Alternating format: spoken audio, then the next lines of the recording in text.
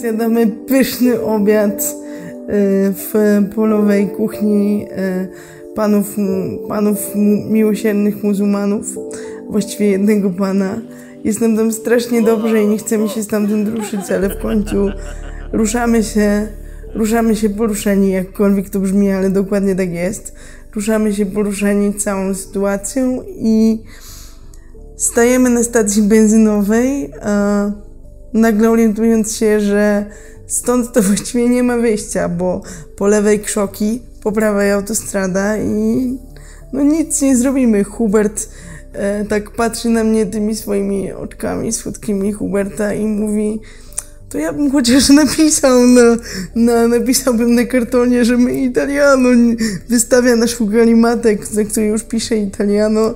Ja tak strasznie znowu mu nie wierzę i mówię: kurczę stary, chcesz to sobie pisz, ale to nic nie da. No i Hubert pisze, ja się uśmiecham, Kinga, nie pamiętam jej stanu, ale pewnie ma gdzieś tam pomiędzy naszymi i zaczynamy się modlić. To było bardzo krótka modlitwa i nagle na polskich numerach podjeżdża taki busik i Kinga biegnie do nich, dosłownie biegnie, przekonana, że to Polacy, a w środku spotyka dwóch panów z Ukrainy, rozmawia z nimi i mówiąc krótko, oni nie wzbudzali zaufania.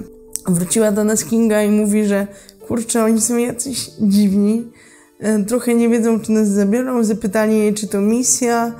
Ona oczywiście powiedziała, że trochę tak, bo jesteśmy pielgrzymami, jedziemy do Ojca Świętego. Jak wróciła, pamiętam tylko z tej rozmowy, że ustaliliśmy, że nie jesteśmy od nich zależni. Jeżeli oni nie zgodzą się nas zabrać, to trudno.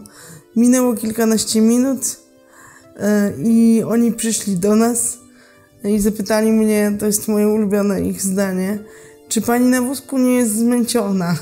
No ja tak spojrzałam na jednego z nich i mówię: zmęczona, ale jadę do papieża. Oni wtedy zaczęli nas pytać o sposób naszego podróżowania i absolutnie nie chcieli dowierzać temu, że w taki sposób jeździmy. No i też jeden spojrzał i powiedział, jak mnie wsadzić do tego busa. No i ja już w ogóle z taką rzeczywistością gościu jechałam tirem przed chwilą, a ty mi tu o jakimś takim autku, że to w ogóle zero problemu. No i w sumie to nie do końca byliśmy przekonani, czy chcemy z nimi jechać, ale trochę nie mieliśmy wyjścia. No i w końcu zapytałam go, gdzie on właściwie jedzie, ten gościu, bo powiedzieli Kindze, że jadą do Wenecji. Jechali do Wenecji, więc zapytaliśmy, gdzie on właściwie jedzie i on wtedy powiedział zdanie, które wydawało się niemożliwe od niego usłyszeć: jadę do papieża, wsiadajcie.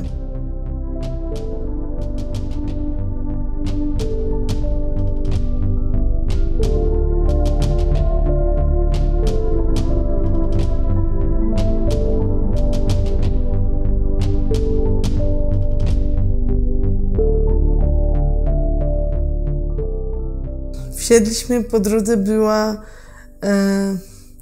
była taka napięta dość atmosfera. Cały czas się baliśmy, że gdzieś nas wywiozą w ogóle nie wiadomo gdzie i nie wiadomo, co z nami zrobią. Najgrzeczniej z nas na ich pytania odpowiadał Hubert. Udzielał im bardzo dokładnych odpowiedzi. No i jakoś tak nawet nie mieliśmy odwagi wyciągnąć kamery w tym samochodzie, ponieważ ci panowie ciągle nas dopytywali, czy rozumiemy po ukraińsku, czy jakby czy wiemy, o czym mówią. Odpowiadaliśmy, że nie. No i w sumie tak po paru godzinach jazdy z nimi to już nam się zechciało spać. Północy spaliśmy i nagle któryś z nich mówi do nas, że gdzie chcemy, żeby nas w tym Rzymie wysadzić. No i Kinia wtedy powiedziała: u papieża w Watykanie. No i oni naprawdę podwieźli nas pod sam Watykan właściwie. Pamiętam, powiedzieli nam tak 15 minut prosto, tam pójdziecie prosto i już będziecie w Watykanie. I wtedy się zorientowałam, jak miałam się od nich zbierać, że zrobiliśmy z nimi ponad 700 kilometrów i że to było coś naprawdę z perspektywy ludzkiej totalnie niemożliwe, no bo jak trafić takie auto, które cię zawiezie dokładnie tyle, ile chcesz, tam gdzie potrzebujesz i o tej porze o której potrzebujesz, żeby zdążyć.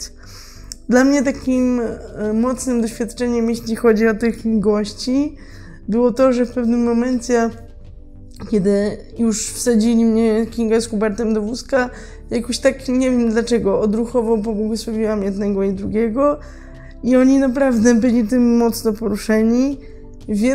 W oczach jednego z nich zobaczyłam takie przeszklone oczy i zorientowałam się wtedy, że to w ogóle jest coś wow. No i też jestem absolutnie pewna, że to nie byłam ja, że to był Duch Święty. Czy coś w ich sercach zrobił więcej, nie wiem, ale myślę, że ta sytuacja na pewno zostanie w nich długo. No i Rzym. 12 w nocy, albo nawet trochę później, jesteśmy na środku Rzymu i tam się okazało najtrudniej.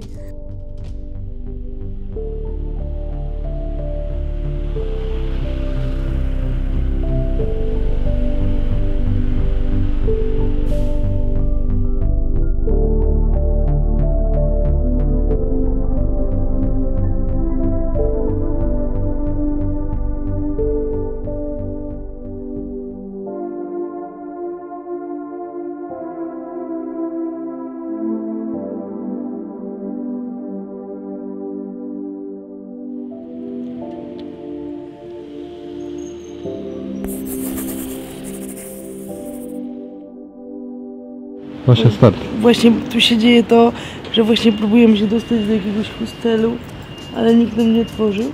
Tutaj nie. Idziemy dalej. Kinga jest bardzo głodna. Tak. Mi się bardzo chce pić. No to możemy się zatrzymać i to zrobić? Tak. Kinga gryzie jak jest głodna. Tak. Lożka głodna, lożka zła. Taka jest prawda. Tak. Poznajcie, ona jest prawda. Dobra, ja muszę się napić magnezu.